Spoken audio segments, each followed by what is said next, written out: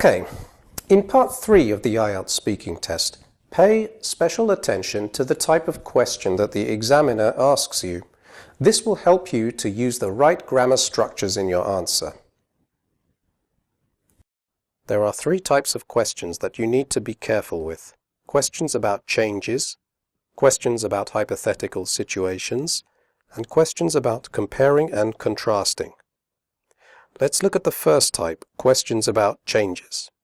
The examiner may ask, how have shopping habits changed in recent years? If you get such a question, you need to think carefully about the tenses that you are going to use in your answer. If you want to talk about a current trend, use the present continuous. Well, I think people are shopping much more now than in the past.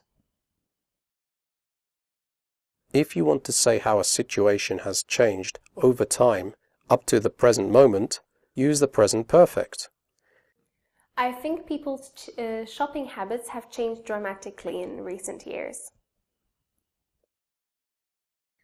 If you want to talk about something that people did regularly in the past but not today, use used to or didn't used to.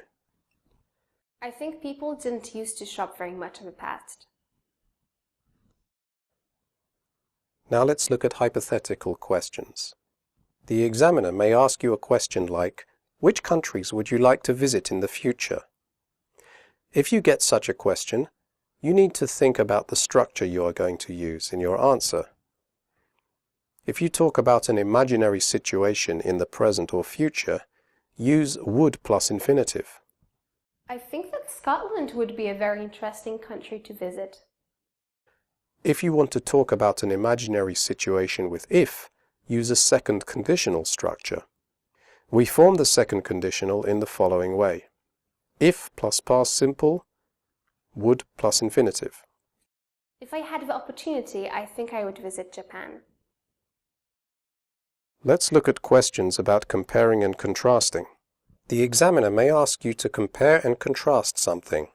For example, do you prefer to live in the city or countryside? What are the advantages and disadvantages of shopping online?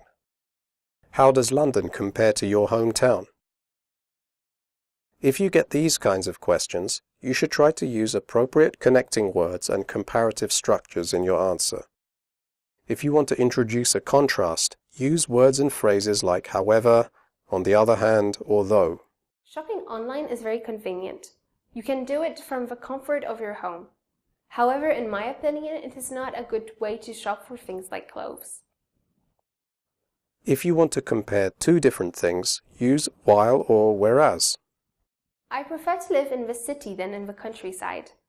In the city you have more shops and places of entertainment, whereas in the countryside there isn't much to do. If you want to express a comparison using adjectives, use appropriate comparative and superlative structures. It's natural to use qualifying words like far, a lot, a bit, a little, slightly. The plane is far more expensive than the train. To say one thing is less than another thing, you can also say not as. For example, my hometown is not as big as London. If you want to say that 2 things are the same, you can say the same as. Prices in Moscow are nearly the same as in London. If you want to say that 2 things are similar, you can say similar to.